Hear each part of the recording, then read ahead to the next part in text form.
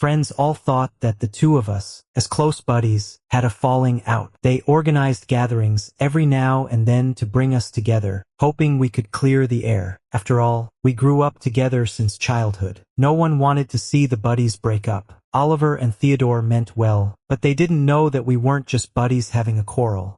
We had broken up. We sat at the two farthest corners of the private room, at the maximum distance from each other. In the past, even when we were sitting side by side, we still felt it wasn't close enough. In the dim light of the bar, Liam's eyes and eyebrows looked even calmer. He looked at me, peering into my eyes. A flutter arose in my heart, and the pain of the breakup seemed to be right in front of me. I began to feel impatient. I didn't want to see him. If the wound was repeatedly torn open, it would never heal. I deliberately put down the wine glass loudly and looked at him. He and I were always so in sync. One look was enough to understand each other's meaning. He took the initiative to speak, with a bit of anger. "What's your attitude?" I picked up a bottle of wine and smashed it on the ground. "This is my attitude. I just can't stand the sight of you." The fire between the two of us was about to burst out. I rushed over in 3 quick steps and grabbed his collar. I punched him right in that incredibly handsome face. He didn't show any sign of weakness either. We fought hand to hand without using pheromones. Oliver and Theodore were stunned for a moment. Theodore shouted, "Quick, separate the two of them." Everyone rushed forward and pulled us apart as we were locked in a fierce fight. I gritted my teeth and said menacingly, "Liam, I'm completely done with you. You'd better stay away from me from now on." He stared at me intently and said, "I'm giving the same message to you." We conveyed the same meaning in the simplest and most direct way. Stop being a peacemaker between us. We're really over.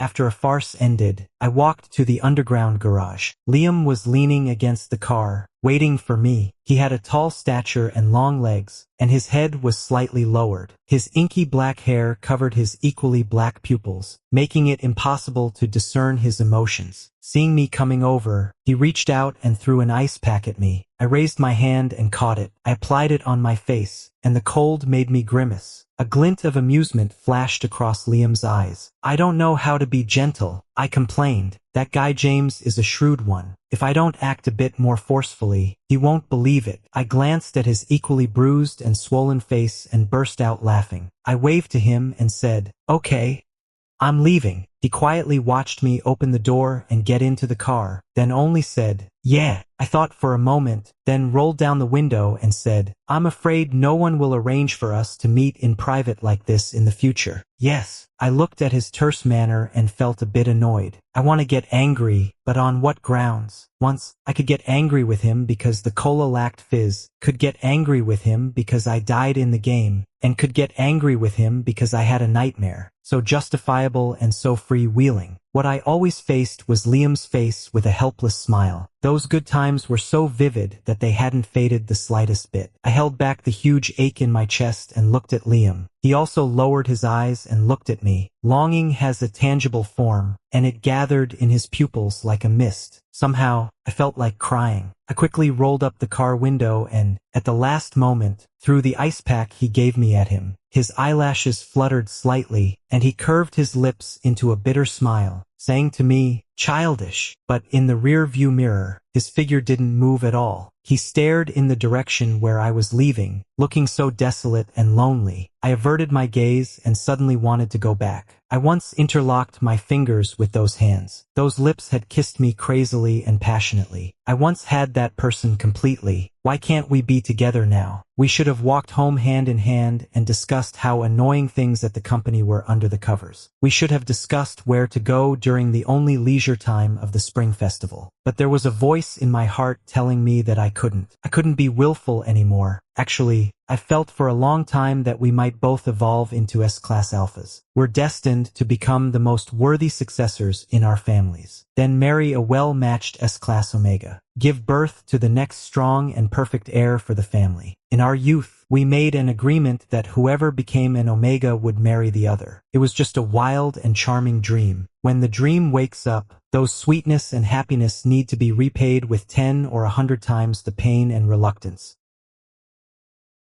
we won't meet in private anymore. But the elders are obviously unaware of our complicated situation. The two families have always been on good terms, so there will still be intersections. My parents and I attended a banquet together. There were not only members of the Chu family present, but also the He family. When I entered the door, I saw two people sitting together. One figure was all too familiar to me, Liam. The other figure was Henry. I glanced at the pheromone sticker behind his neck. He's an S-class Omega. He's just been abroad for a long time. Otherwise, he would have also been one of us who grew up together. The atmosphere at the dinner was quite good. The elders were chatting about the recent stock market and the bank's policies. Henry's father said with a smile, "Speaking of which, Leanne is 2 years younger than Liam. He should call him elder brother and the two of you should get along well. It's also an appropriate age." Henry looked up. With red lips and white teeth, he was beautiful and lively. He tilted his head and called out to Liam, "Brother Han." "Yes, now that I'm back in the country and don't know where to have fun, could you, Brother Han, take me out for a stroll when you're free?" "Okay." The elders of the Chu family and the He family exchanged glances and all smiled. It's just a disguised blind date. They're afraid it'll be too obvious, so they've dragged our family along as company. People of their status never have a meaningless meal or say a meaningless word. The chopsticks in my hand made a slight clinking sound as I placed them on the bone plate. I looked up and met Liam's gaze. There was a dull ache in my heart, like something unclear and indescribable was blocking it. I pursed my lips and said, "I'm going to the restroom." My mother nodded at me. Before closing the door of the private room, I heard Amelia's voice. "The two kids look so well matched." "Well matched? Why are they well matched?"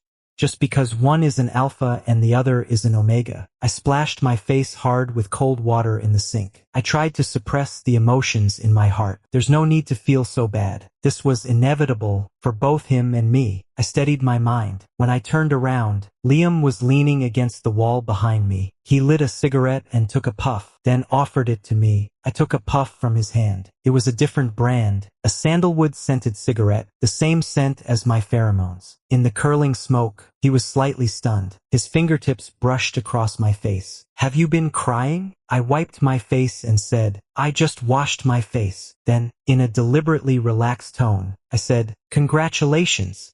It seems that good things are coming. Given our relationship, I'll definitely give you a generous red envelope." All expressions on his face froze like ice. "Do you really think so?" I deliberately ignored the loneliness and sadness in his tone and smiled. "Of course, I believe that when I get married, you'll also." Before I could finish my words, his lips blocked mine. It was an eager and domineering kiss. My hands instinctively wanted to wrap around his neck, but I stopped halfway. He pinched my chin, forcing me to open my mouth, and his tongue invaded domineeringly and forcefully, carried a strong taste of longing and sourness. My nose stung, and I was on the verge of tears, but finally, I came to my senses and pushed him away. I originally wanted to make a joke and say, "Don't harass your ex-boyfriend anymore," but when I saw his red and sad eyes, I couldn't say a word. He wiped the moisture from the corner of my lips with his fingertip and said, "Matthew, do you know how long it's been since we last saw each other?" I tilted my head and thought for a while. 2 months, 46 days, he said. "Ah, we've broken the record. We've never gone this long without seeing each other. When I think that there will be many more such 46-day periods without seeing each other in our future, Matthew, I feel like I'm going crazy." He hugged me tightly, as if he wanted to blend me into his very being. "Do you think it would be more bearable to just die?" I strained my eyes wide open, trying desperately to hold back my tears. This Liam was so unfamiliar. He had always been calm, self-controlled, powerful, and exuded an air of composure. Why did he now seem as if he would shatter at a touch? Couldn't help but sigh. It turned out that all those things we thought would get better if we didn't see each other were false. On the way home in the car, my parents were talking about Henry and Liam. My mother said, "It seems that the He family and the Chu family are about to have good news." But my father said, "Not necessarily. S-class Omegas aren't that rare. In fact, there are many families with better conditions than the He family. Liam is an S-class alpha, a rarity. The Chu family might still make some selections. Hearing this, my mother looked at me with a look of pride in her eyes. After all, in this world where pheromone ratings are of utmost importance, S-class alphas have unique and superior abilities. They are strong and superior. Only such people deserve to obtain most of the resources. Only they deserve to stand at the top of the pyramid and can keep a family prosperous forever. She looked at me for a moment and suddenly asked me, "Are you not feeling well? Why have you been so listless today? What if I don't get married?" Before I could finish my sentence, my mother's face changed, and she instinctively looked at my father. My father also frowned and said, "What nonsense are you talking about? If you don't get married, do you want your illegitimate child to inherit the G family?" "No, I won't have children either." The atmosphere in the car seemed to freeze, and the driver was so scared that cold sweat broke out on his forehead. I smelled a hint of restless pheromones. It was from my father. "Matthew, you're not a child anymore. You should know your responsibilities. You're well aware of how the He family was gradually devoured and divided up because they didn't have an S-class alpha heir. Don't say such things anymore. What if the child I have isn't an S-class alpha? Then keep having children. Have 10, 20, until you have an S-class one. Do you think you'll lack omegas willing to have children for you? But what if I don't love them? Love is the least important thing." I murmured in agreement and closed my eyes. My mind was in a complete daze. Is it really true that responsibility, making a family always prominent and passed down through generations, is more important than Liam? A voice kept protesting in my mind, but I roughly suppressed it. Love is clearly the most important thing. Rumors about Liam and Henry started to spread like wildfire. I could tell it was all the doing of the He family. They hoped to bring the two of them closer through public opinion and the media. It would be best if their relationship could be finalized right away. However, when I saw the photo of Liam with his hands in his pockets, looking a bit indifferent, and Henry standing beside him, smiling gently and brightly, I still couldn't help feeling extremely sad. I downed the wine in my glass in one gulp. Then James reached out and put his arm around my shoulder. His amorous peach blossom eyes sparkled with shrewdness. "People like us are born into wealth and lack nothing. But in life, there are gains and losses. Having gained so much, we have to exchange something in return. For example, love. So, for things that are predestined, don't be too trapped by love." I turned my head to look at him. The moment our eyes met, I understood. "When did you know?" "I've known for a long time. You two have only been keeping it from Theodore, that dense-headed guy." I sighed. Under the influence of alcohol, my mind was a bit slow. "I see. Maybe he thought I was too gloomy, so he chatted with me about other topics. It's just that I don't know what other tricks the He family still has up their sleeves, being in such a hurry as they are."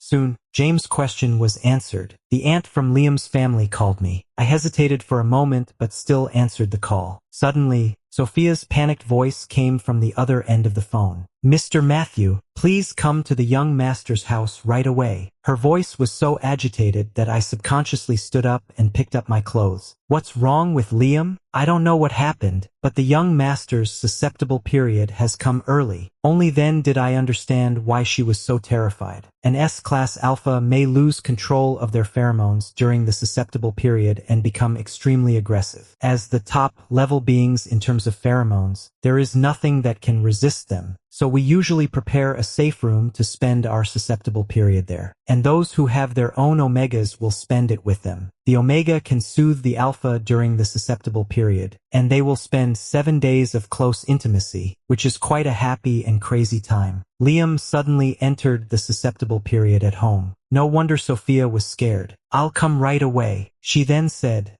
"Mr. Henry just went in." But, suddenly, I stopped in my tracks. It felt as if a huge rock had struck my chest, and all my strength vanished in an instant. Henry has gone. He can release pheromones to soothe Liam. An alpha in the susceptible period almost turns into a primitive beast dominated by desires. Perhaps, he might even get Liam's mark. A mark that symbolizes love, loyalty, possession, and exclusivity. Even if it's just temporary, it's still a priceless treasure that everyone yearns for but can't obtain. Everything seems so logical. Alphas all need omegas. Then what's my role in all this? I forced a bitter smile and said, it should be enough with him going. I won't go. Felt like there was a knife stabbing in my heart, constantly churning. Finally, this day has come. No, Mr. Matthew, Sophia shouted. After he went in, we don't know what happened. He started screaming for help, and there were also sounds of things breaking. We're all too scared to get close. Please come and take a look quickly. I frowned and still went to the underground garage to get the car. There's a situation where an alpha refuses to accept the pheromone soothing of an omega. Then he might keep attacking and could even seriously injure or kill the omega. After all, the strength of the two is not on an equal scale. I rushed to Liam's house immediately. The nanny and the butler were all standing outside the villa, looking extremely anxious. When they saw me coming, they quickly urged me to go in. I walked into the villa, and the pheromone of red sandalwood wafted into my nose. It carried a strong sense of aggression and riotous lust, constantly invading. If only an A-level alpha came in, they should also kneel on the ground on the spot. I endured the discomfort and walked into Liam's room. Inside, there were glass shards and all kinds of furnishings broken all over the floor. Liam was lying on the carpet, in a very unstable state, frowning and trembling slightly. His long and slender fingers were clutching the carpet, with veins bulging and knuckles turning white. And Henry was curled up behind the door, having lost the ability to move. There was a pool of vomit beside him, mixed with the blood flowing from his injured arm, making it a muddy mess. He still seemed conscious. His beautiful face was full of fear. The room was filled with the intertwined scents of Henry's orchid pheromone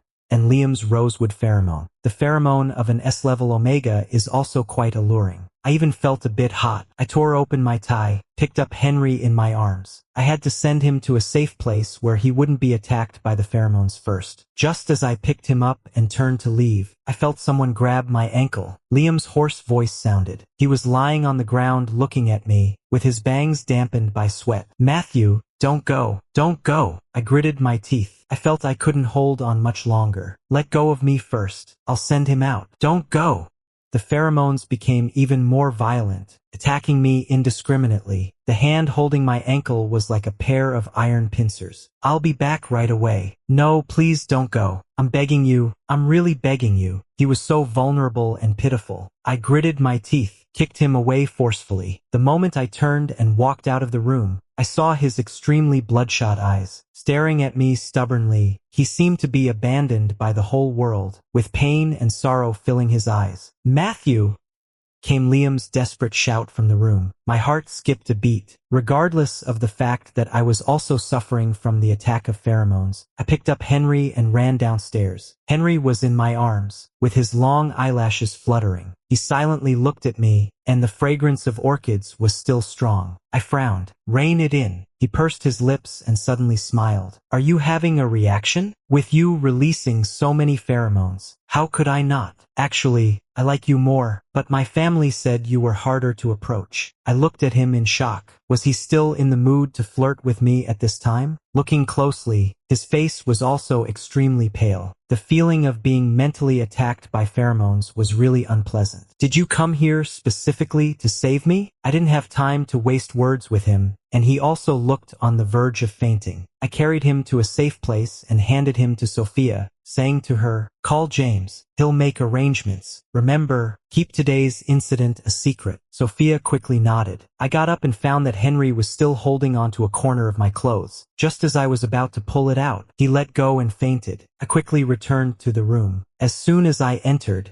Liam suddenly looked up. In the chaos of consciousness, both ecstasy and grievance welled up. I released my pheromones, and the smell of agarwood soon blended with that of sandalwood. An alpha's pheromones have little soothing effect on another alpha. At most, they're not mutually exclusive. Liam smelled the scent and suddenly reached out to pull me onto the carpet. His skin was scaldingly hot. Before I could even open my mouth to speak, a flurry of kisses rained down on me. Eager, passionate, and incredibly rough. The heat all over my body began to surge towards my lower abdomen. Liam tangled his tongue with mine, kissing me haphazardly, sucking and devouring. His hands impatiently tore open my clothes. He seemed to be sober, yet also not. He called me in a lust-filled voice. Matthew. I felt inexplicably sad. Yes, it's me. Give it to me, he murmured as he nibbled at my neck, ready to pounce. The two of us knew each other's bodies extremely well, and could easily find the ultimate pleasure from one another. He reached out and grabbed my ankle, leaving a circle of bruises. The air was filled with a thick scent of lust. Lost in a daze of passion, completely in harmony. I don't know how I got through those 7 days. When I came to my senses, I felt grateful in my heart. Fortunately, I'm an alpha with a superhuman physical constitution. Otherwise, I really would have died in bed. I got out of bed and stood in front of the bathroom mirror, only to find that there was no unblemished part on my body. Bite marks, hickeys, and bruises all testified to the madness of these 7 days. I was stunned for a moment when Liam pushed the door open and came in. We glanced at each other, and he wrapped his arms around me from behind. Do you feel bad?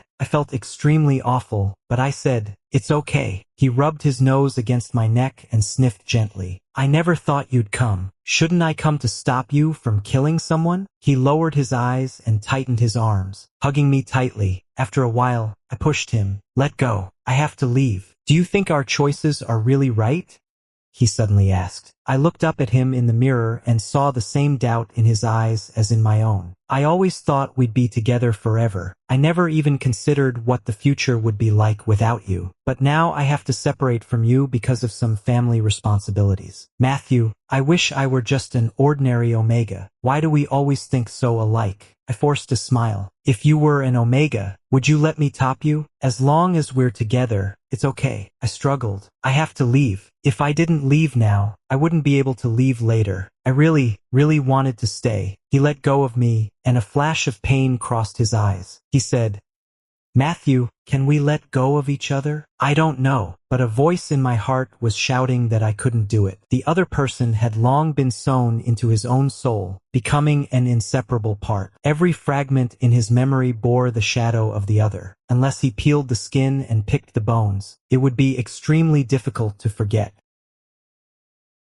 Because I was affected by too much pheromone that day, my susceptible period also came early. It's just that I'm not as sudden as Liam. When I noticed that my susceptible period was approaching, I asked the nanny to pack my things. I went to the safe house alone. After the nanny finished packing, she looked at a suitcase beside my feet. She asked me, Young master, what's this? I said, it's nothing. I carried that single suitcase downstairs by myself. The susceptible period is really tough, especially when there is no Omega to soothe me. The urge to destroy and the desire for sex welled up together. I felt the pheromone in my body running wild uncontrollably. I hurriedly opened the suitcase and took out the clothes with Liam's smell on them. I dumped them all on the bed, letting his clothes surround me and completely submerge me, to relieve the restlessness in my heart to the greatest extent. The smell of red sandalwood was so heavy and bitter. I tightened my arms forcefully but only hugged thin pieces of cloth. At that moment, I was a little dazed. I always felt very wronged, extremely wronged. Clearly, what I should be holding is the warm-bodied Liam. I cursed him as a bastard. He had a great time sleeping with me during my own susceptible period, and now he just left me here to endure it alone. After venting my anger, I thought I was being quite unreasonable. He didn't know I was in my susceptible period. I hugged the clothes and stared at the ceiling. Suddenly, I burst into tears. Liam, it's so hard. Do you know I miss you a little? This is the most painful susceptible period in my life.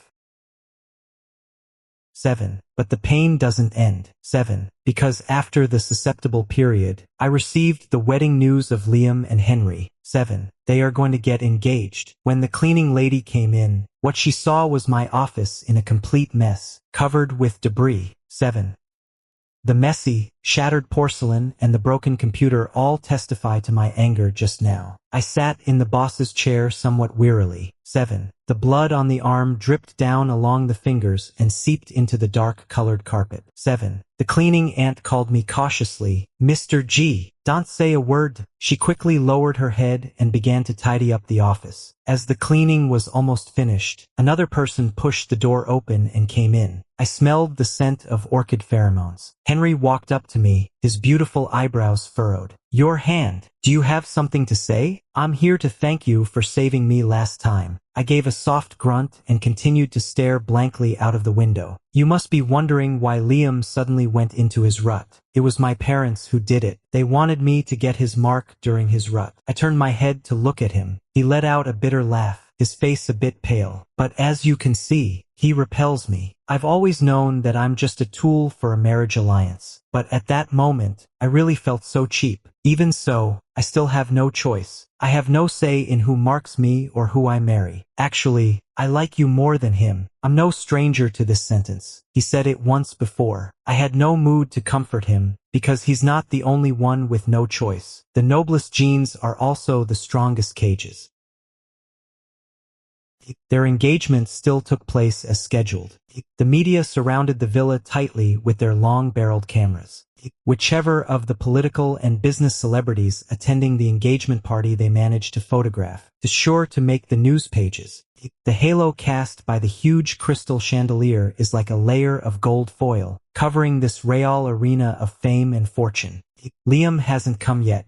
Henry is surrounded by the crowd, wearing a white made-to-measure suit. He has always been very outstanding in socializing, but today he seems a bit distracted. His father gave him a very dissatisfied look, and then he immediately put on a perfect smile again. Everyone maintains very proper social etiquette, and pheromone stickers are pasted on the back of everyone's necks. In a place with so many alphas and omegas, the chaos of pheromones can easily cause a commotion, so everyone will be quite careful. 1. As I was looking around the door for Liam's figure, suddenly a whiff of orchid fragrance wafted into my nostrils. I subconsciously looked at Henry, only to hear the sound of a wine glass shattering, and the fragrance of the orchid became even richer, mixed with the meaning of lust and temptation. I felt the blood in my body speeding up rapidly. A thin blush appeared on Henry's fair skin, and he curled up his body uncomfortably. He's in heat. If an omega's heat period coincides with this kind of occasion, everyone will take inhibitors in advance. There should never be such a mistake. Henry's voice became even more charming. There's something wrong with the wine. The scene became chaotic. The pheromones of an S-class omega in heat are definitely the most powerful aphrodisiac in the world. Last time, when his pheromones were mixed with Liam's, I could barely resist. Ordinary alphas simply can't resist. I exchanged a glance with James in the distance. He nodded at me. While I was still sober, I rushed over, picked up Henry in my arms, and immediately left the scene, going to the second-floor room. With so many media outside the villa watching, we must not let any scandal happen inside the villa. I threw him onto the bed. The fragrance of orchids kept drilling into my nostrils, making my whole brain extremely chaotic. It made the blood rush to my eyes. Henry was so uncomfortable that he kept writhing on the bed. He reached out and grabbed my arm. Matthew! A sweet, soft, and seductive call. I got angry and held him down with my hand, saying, "Is this how you resist the he family?" He smiled at me, with his bangs wet with sweat, and said, "Yes, do you want me to stop? You know, there's only one way. Marking. Do you know how chaotic it is outside now?" He nodded, writhing against me uncomfortably and saying, "But I just drank a glass of drugged wine. It's not my fault." 10.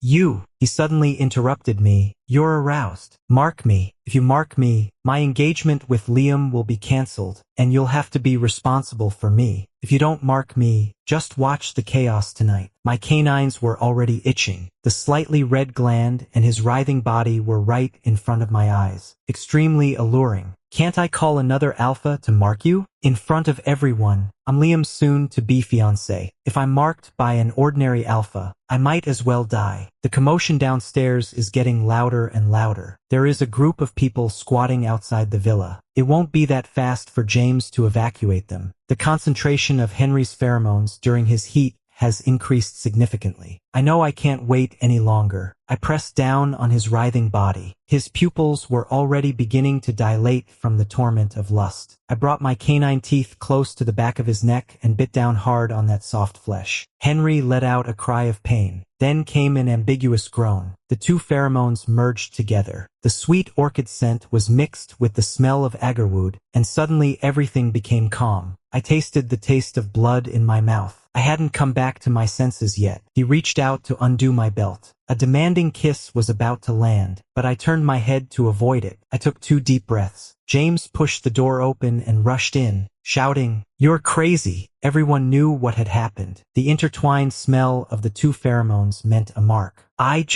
It was just a temporary mark. Before I could finish my sentence, I suddenly fell silent because I saw Liam's scarlet eyes at the door of the room, filled with boundless anger and the madness to destroy everything. He suddenly rushed in, grabbed my collar, and his voice was like a blood-curdling cry. "Matthew! How dare you mark him? How dare you mark someone else?" I stared blankly at him, and my anger flared up inside me. He even has the nerve to question me. "It's not me who is getting engaged today." I punched him in the face with my backhand and said, "If I didn't mark him, should I just watch your engagement party turn into an orgy? Groom, shouldn't you thank me?" He took 2 steps back and looked at the bloodstain on my lips, which was left from biting the gland just now. Liam suddenly flew into a rage. We hadn't had a full-blown fight like this before. The 2 sides were evenly matched and fought mercilessly. Jealousy and anger filled his eyes. For the first time, the usually calm and steady Liam was like a beast that had lost its mind. We fought from the room to the corridor. At the 2nd floor staircase, I kicked him. Before he rolled down, he grabbed my ankle. When we rolled down to the hall together, I only felt a burning pain in my back and didn't have time to react. He reached out and grabbed me by the throat again. We were rolling on the ground, choking each other, and the air became extremely thin. I suddenly thought it was quite good. I wouldn't have to watch him being nice to someone else and feel miserable anymore. Just strangle each other to death. He knelt on me, his hands not loosening, and tears fell on my face. In the stalemate, an elder advised us, "You two, talk it out nicely. You're brothers who grew up together." What Matthew did today was just a last-ditch measure. He didn't mean to do anything to your fiancé on purpose. "Liam." Uncle Lucas' voice rang out with authority. His face was also quite pale. The parents of the He family had already lost all color in their faces. William looked at Uncle Lucas and said, "Calm down first. Let's still finish today's engagement. The engagement party is cancelled. The Chu family, won't wear this cuckold." It seemed that Uncle Lucas was really extremely angry. He usually wouldn't speak so rudely. "Cuckold?" I sneered mockingly. Who was really being cuckolded? The man who has slept with me for several years is getting engaged. Clearly, I'm the one who has been cuckolded. Okay. Liam looked at me, and there was only each other left in our eyes. Each other, full of despair, madness, mixed with great sorrow and collapse. Liam suddenly spoke. "Matthew, if the world ends in the next second, what would you do now?" "I would kiss you." Liam let go of his hand, slowly leaned down, and placed a gentle kiss on my lips, as if a butterfly had landed for a moment. Our thoughts are always so in sync. Suddenly, the scene fell into complete silence. He stood up, reached out his hand to me, and we intertwined our fingers again. The crowd surrounded us like a tide. I saw the puzzled, shocked, and gossiping looks in everyone's eyes. Finally, there was my father's anger and my mother's tears. The end of the world has come, but with Liam by my side, it doesn't seem that scary after all.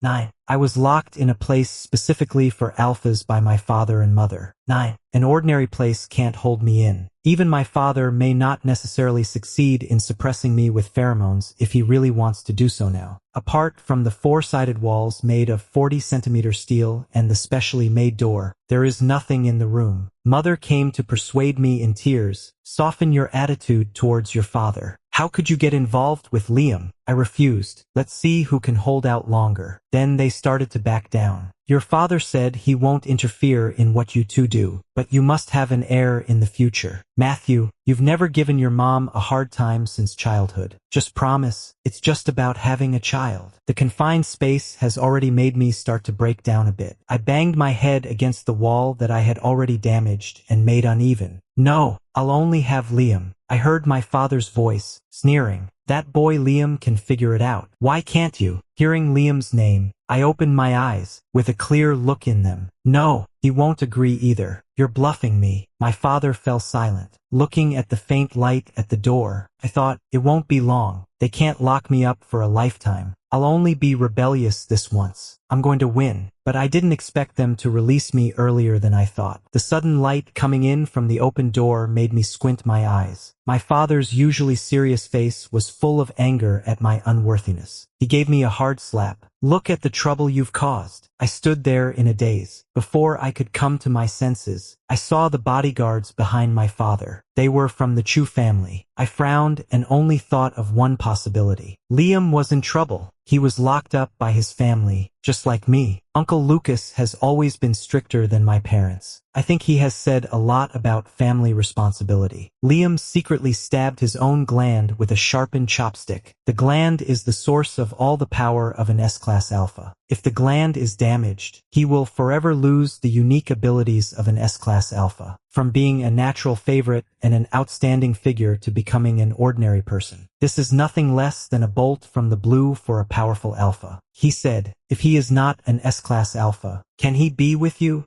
Uncle Lucas said to me outside the operating room. Even after being so badly injured, he refused to enter the operating room until you came. I lowered my head, feeling guilty and uneasy, both towards the parents of the Chu family and my own parents. Your parents and I have watched you two grow up together. How much effort your parents have put into you. The whole family takes pride in you. Don't you really have any consideration at all? These words weighed on me like a mountain. Such words made me fearful and panicked. I looked at the words, in surgery. Liam was lying inside. He risked everything to seek a future for us. I raised my head and looked at Uncle Lucas. I can guarantee that, in our lifetime, we will dedicate everything to the family. We will make the family prominent and noble. But we can't leave each other. We can't give up the one right in front of us for things 100 years later. Uncle Lucas sighed. My parents looked at me, quite puzzled. Suddenly, I felt a bit sad. Or, apart from being tools to continue the glory, Uncle,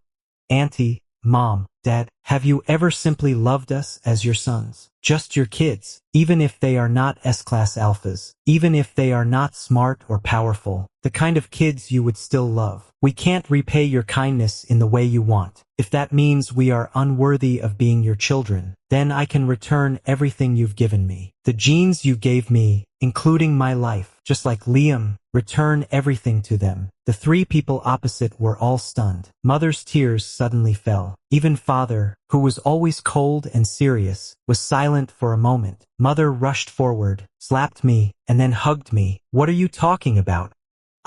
What are you talking about? Uncle Lucas sighed and then looked at the operating room. The light went out. He suddenly walked over. This man, who wouldn't hesitate for a moment even when faced with a contract worth hundreds of millions, and who never changed his expression even when facing huge waves and fierce beasts, showed a panicked look for the first time. How is my son? Mr. Lucas, the operation was very successful, but the final recovery of the gland depends on the patient's subsequent treatment and recovery. He staggered, and then slowly let out a sigh of relief. I pursed my lips and looked at the operating room. I knew that we had won, by using Liam's extreme and crazy method.